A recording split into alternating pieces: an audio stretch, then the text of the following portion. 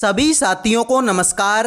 आज के इस वीडियो में हम बात करेंगे railway NTPC under graduate exam 2026 के लिए इम्पोर्टेंट क्वेश्चनों के बारे में। जैसा कि आप सभी को पता है, एनटीपीसी अंडर ग्रेजुएट की एग्ज़ाम डेट आ चुकी है। 13 जून से आप लोगों का एग्ज़ाम स्टार्ट हो जाएगा।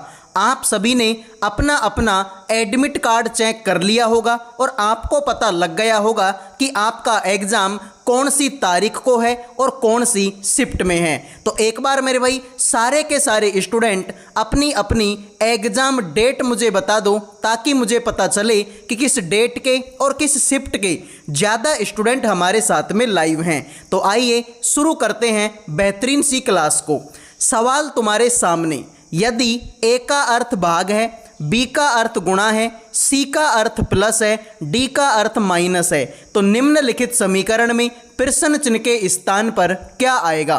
फटाफट से बताएंगे मेरे भाई। ये जो सीरीज तुम्हारे सामने है, ये जो समीकरण तुम्हारे सामने है, इसमें आपको बताना है कि इसका आंसर आपका क्या होगा। तो भाई सवाल को ध्यान से देखो। यहाँ पर 138 है तो मैं 138 लिख दूंगा, लेकिन आगे बी है, जबकि सवाल में बोला है कि बी का मतलब तो गुणा है, तो गुणा लगा देंगे और 2 लिख देंगे। आगे तो सी है, सी का अर्थ तो प्लस है, तो प्लस लगा देंगे और 24 लिख देंगे। आगे तो ए है, ए का मतलब तो भाग है, तो भाग लगा देंगे और 4 लिख देंगे। आगे डी है, डी का मतलब माइनस, तो लगा देंगे मेरे भाई 8। तो ध्यान से देखो भाई, 138 को अगर मैं 2 से गुणा करूंगा तो आंसर आएगा 276। ठीक है मेरे भाई, प्लस 4 का भाग 24 में देंगे, 4 6 का 24 और माइनस का कर देंगे तुम्हारा 8। 276 में अगर हम 6 जोड़ेंगे तो आंसर आएगा 282, और 282 में से अगर 8 घटाएंगे तो 282 में से अगर 8 घटाओगे तो 274 आंसर आएगा, जो कि ऑप्शन नंबर आपका सी है। तो आइए अगले सवाल पर बढ़ते हैं। अगला सवाल आपके सामने, निम्नलिखित श्रृंखला को तार्किक रूप से पूर्ण बनाने के लिए दिए गए अक्षर संख्या समूह में से कौन सा प्रश्न चिन्ह के स्थान पर आएगा? फटाफट से बताएंगे मेरे भाई। ये जो सीरीज आपके सामने है, इसमें आपको बताना है कि ये जो क्वेश्चन मार्क आपके सामने है ना मेरे भाई, इसकी जगह पर इनमें से कौन सा ऑप्शन आप लोगों का आएगा। तो भाई बड़े ही बेहतरीन तरीके से सवाल को करेंगे। ध्यान से देखो भाई, तुम्हारे सामने पहले मैं गणित की संख्या देख लेता हूँ।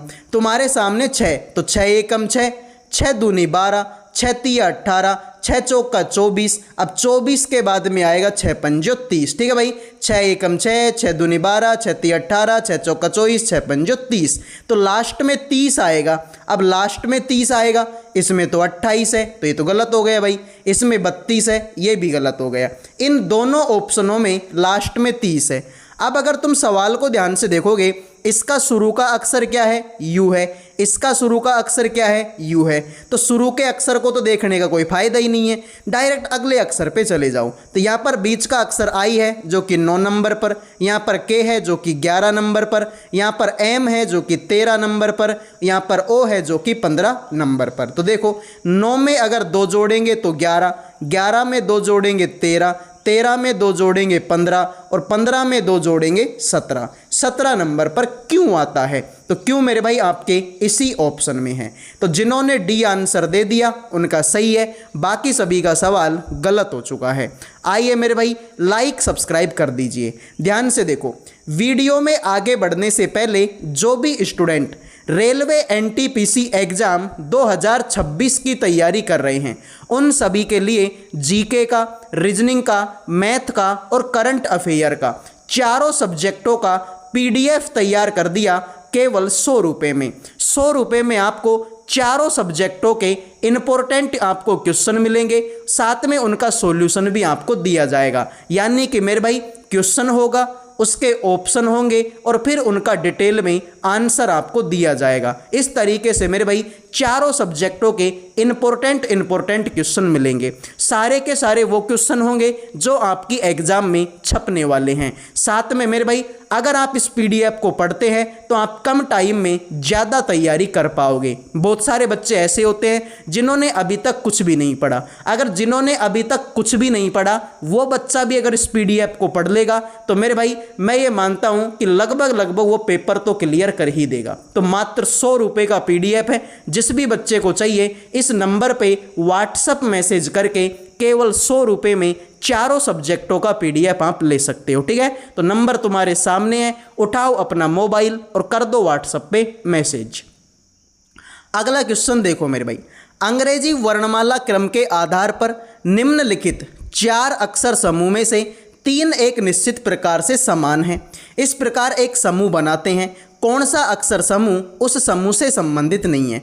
तुम्हारे सामने 4 ऑप्शन हैं। अब इन 4 ऑप्शन में से हुआ क्या कि 3 ऑप्शन तो एक जैसे हैं, एक नालायक है मेरे भाई। उस नालायक ऑप्शन की आपको क्या करनी है? पहचान करनी है। तो अगर मैं सवाल के लास्ट के अक्षरों को देख लूँ तो मेरे भाई देखो यहाँ पर R है और यहाँ पर X है। तो R आएगा 18 पर, X आएगा 24 पर, कोई बात नहीं है सर।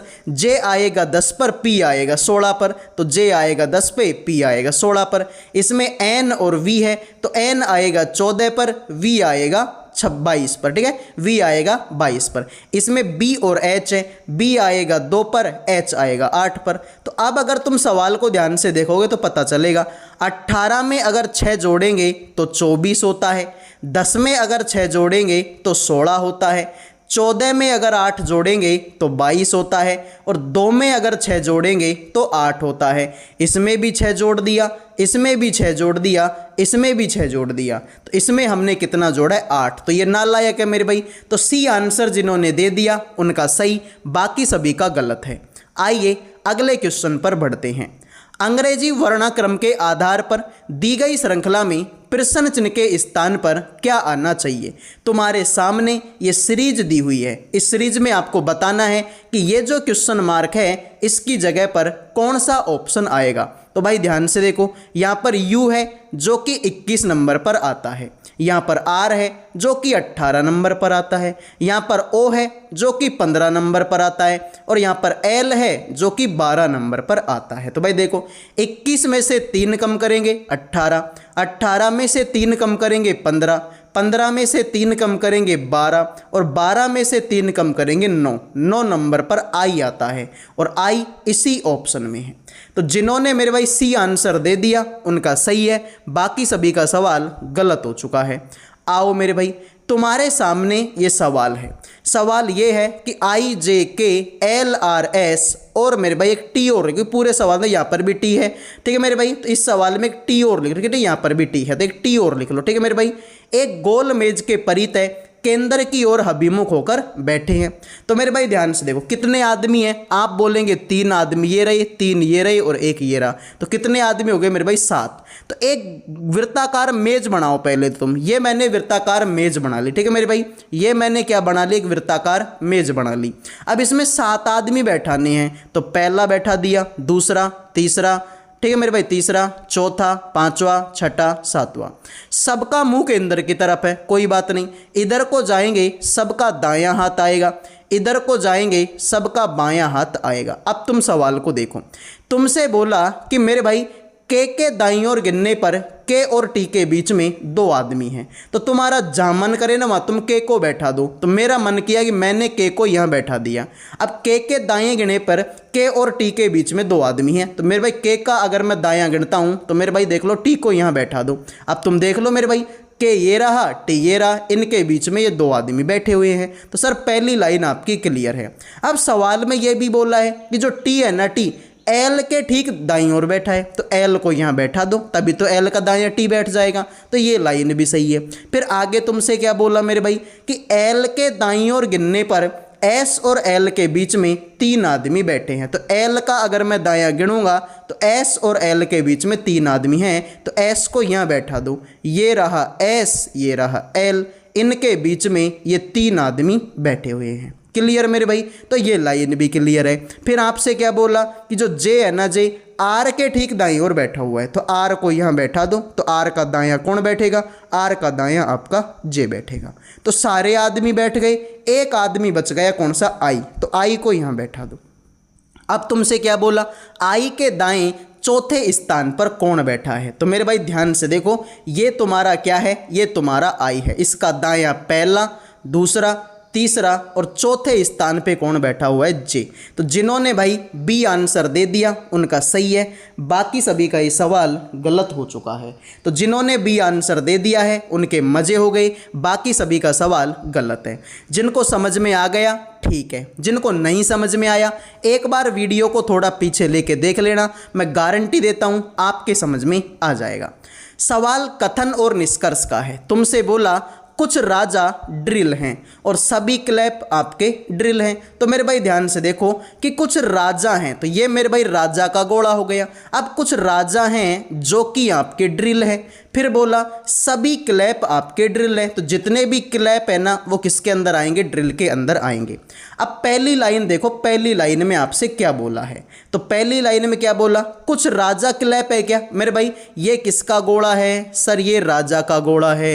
ये किसका गोला है, क्लैप का, लेकिन इनके बीच में तो कोई संबंध ही नहीं है, इनके बीच में तो कोई संबंध ही नहीं है, तो ये पहली वाली लाइन गलत हो गई।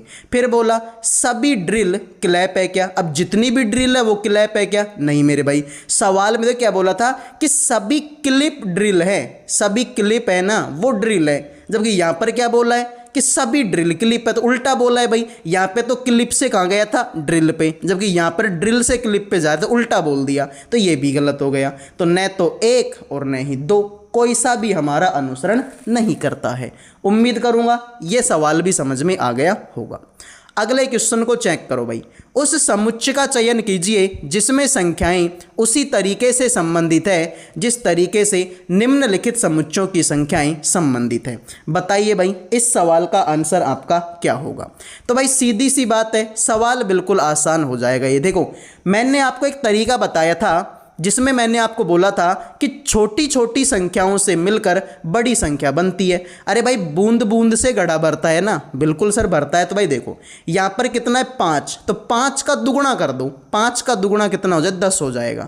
तो 10 में अगर मैं बीच की संख्या 14 को जोड़ दूंगा तो 10 और 14 कितना हो जाएगा, 24 हो जाएगा, जो कि यहाँ पर है।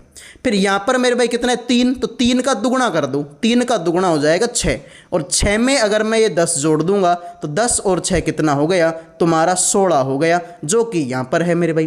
तो ऐसा मेरे भाई किस में कर सकते हैं हम, ठीक है, ऐसा हम लोग किस में कर सकते हैं भाई, डी ऑप्शन को देख लो, ठीक है, डी ऑप्शन को देखो, यहाँ पर कितना है 7, तो 7 का दुगुना कितना हो गया, 14 हो गया, और 14 में अगर मैं इस बीच वाली संख्या 18 को जोड़ता हूँ तो 14 और 18 कितना होता है, 32 होता है। तो जिन्होंने डी आंसर दे दिया उनका सही है, बाकी सभी का ये सवाल गलत हो चुका है। आओ मेरे भाई अगले क्वेश्चन पर बढ़ते हैं। लो भाई मैं गारंटी देता हूं कि जब भी तुम्हारा पेपर होगा इस तरीके का सवाल आपकी एग्जाम में आएगा। भाई ध्यान से देखो, a प्लस बी का अर्थ है कि a बी का पिताजी है, a माइनस बी का अर्थ है कि a बी की पत्नी है, a गुणा बी का अर्थ है a बी का पुत्र है, a भाग बी का अर्थ है a बी की पुत्री है। तो मेरे भाई ध्यान से देखो, यहाँ पर सबसे पहले गुणा का चिन्ह लगा हुआ है। अगर तुम ध्यान से देखो तो यहाँ पे गुणा का चिन्ह है, और गुणा के चिन्ह का मतलब क्या है कि ये इसका पुत्र लगता है। तो मेरे भाई इसका पुत्र कौन लगेगा, ये डब्लू। तो जो डब्लू है वो पुत्र लगेगा मेरे भाई किसका, सर ये तो जेड का पुत्र लगेगा। आगे मेरे भाई प्लस है, प्लस का मतलब क्या है, प्लस का मतलब तो पिताजी लगता है, तो इसका पिताजी लगेगा ये जेड। तो जेड जो है वो पिताजी लगेगा मेरे भाई किसका, सर ये तो वाई का पिताजी लगता है। आगे मेरे भाई भाग का चिन्ह है, भाग के चिन्ह का मतलब है कि ये इसकी पुत्री लगती है। तो एक्स की पुत्री कौन लगेगी, वाई। तो जो वाई है वो पुत्री लगेगी मेरे भाई किसकी, सर एक्स की पुत्री लगेगी। आगे मेरे भाई आपका माइनस है, तो माइनस का मतलब क्या है मेरे भाई, सर माइनस का मतलब तो तुम देख लो पत्नी है, तो एक्स जो है पत्नी लगेगी मेरे भाई किसकी, जेड की। अब देखो सवाल आपकी समझ में आए या ना आए उससे पहले मेरे भाई अब तक मैंने जितना समझाया वो आपके समझ में आना चाहिए। भाई सीधी सी बात है, यहाँ पर गुणा का चिन्ह था और गुणा के चिन्ह का मतलब हमको पता है कि ये इसके पुत्र लगता है, तो मैंने इसको इसका पुत्र बना दिया। आगे प्लस का चिन्ह था, प्लस के चिन्ह का मतलब मेरे भाई ये इसका पिताजी लगता है, तो मैंने इसको इसका पिताजी भी बना दिया। आगे मेरे भाई भाग का चिन्ह है, भाग के चिन्ह का मतलब है कि ये इसकी पुत्री लगती है, तो मैंने इसको इसकी पुत्री भी बना दी। आगे मेरे भाई माइनस का चिन्ह है, माइनस का मतलब पत्नी है, तो मैंने इसको इसकी पत्नी भी बना दी। अब तुमसे बोला था एक्स का डब्लू से क्या संबंध, ठीक है, एक्स का डब्लू से क्या संबंध है, तो ये रहा तुम्हारा एक्स और ये रहा तुम्हारा डब्लू। तो मान लो कि ये मैं हूं, अब ये मैं हूं तो ये मेरी बेटी है भाई, पुत्री मतलब मेरी बेटी। अब मेरी बेटी के पिताजी, मेरी बेटी के पिताजी, अब मेरी बेटी के पिता मेरे क्या लगेंगे मेरे भाई, सर मेरे तो क्या लगेंगे, मेरे पति लगेंगे। तो सर ये तो गलत हो गया यार, ठीक है, यहाँ तो ये गलत हो गया कि मेरे भाई, ठीक है, ये तो पत्नी है ना भाई, ये किसकी पत्नी है, जेड की पत्नी है। तो ये अगर जेड की पत्नी है तो यहाँ पर सॉरी ये भी जेड ही है, ठीक है, ये भी जेड है, कोई दिक्कत नहीं, ठीक है। तो ये अगर मैं हूँ तो ये मेरी बेटी। अब मेरी बेटी के पिताजी, सर मेरी बेटी के पिता मेरे पति देव लगेंगे, और मेरे पति का बेटा, अब सर मेरे पति का बेटा तो सर मेरा बेटा ही लगेगा। अब ये अगर मेरा बेटा है तो मैं तो इसकी मम्मी लगूंगी, तो राइट आंसर आपका क्या होगा, डी होगा, ठीक है। ये अगर मेरा बेटा है तो मैं इसकी क्या लगूंगी, मम्मी लगूंगी। आइए अगले क्वेश्चन को चेक करो।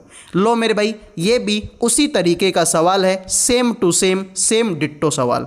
तो भाई सीधी सी बात है, देख लो यहाँ पर किसका, देखो एस का टी से बताना है, तो ये रहा एस और ये रहा टी। अब देखो यहाँ पर प्लस का चिन्ह है, प्लस के चिन्ह का मतलब है कि ये इसका पुत्र लगता है, तो इसका पुत्र लगेगा ये एस। तो जो एस है वो पुत्र लगेगा मेरे भाई किसका, सर ये तो जी का पुत्र लगेगा।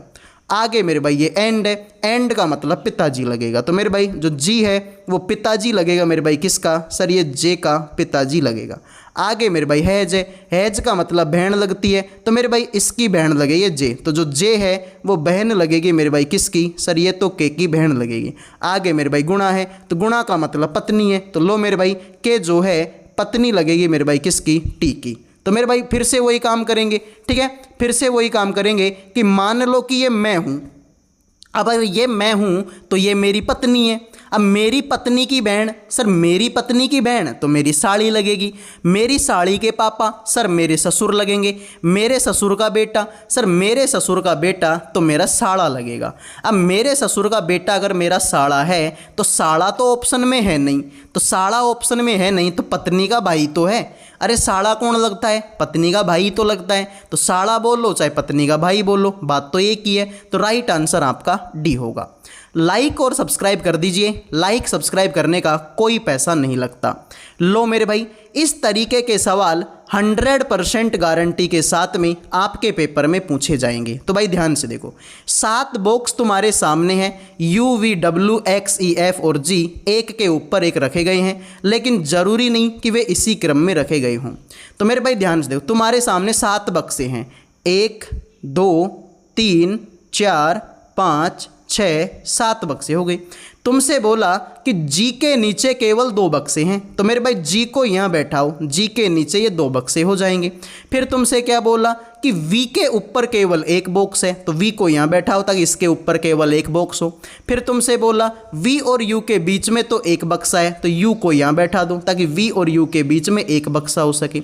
फिर आपसे क्या बोला कि एक्स है ना, एक्स उसको पी के ठीक ऊपर रखा गया, तो पी के ठीक ऊपर भाई जगह यहीं बच, भाई देखो इसके ऊपर तो जगह नहीं बची, तो मेरे भाई जगह यहीं बच रही है, तो पी के ऊपर किसको रख देंगे, एक्स को रख देंगे। फिर तुमसे क्या बोला कि जो डब्ल्यू एंड डब्ल्यू को ई के नीचे किसी स्थान पर रखेंगे, तो ई के नीचे किसी स्थान पर कौन बैठेगा, डब्ल्यू बैठेगा, डब्ल्यू को यहाँ लिख दिया। तो तुमसे बोला कि ई और एक्स के बीच में कितने बॉक्स हैं, तो मेरे भाई ये तुम्हारा ई रहा, ये तुम्हारा एक्स रहा, इनके बीच में तो ये 4 बक्से हैं।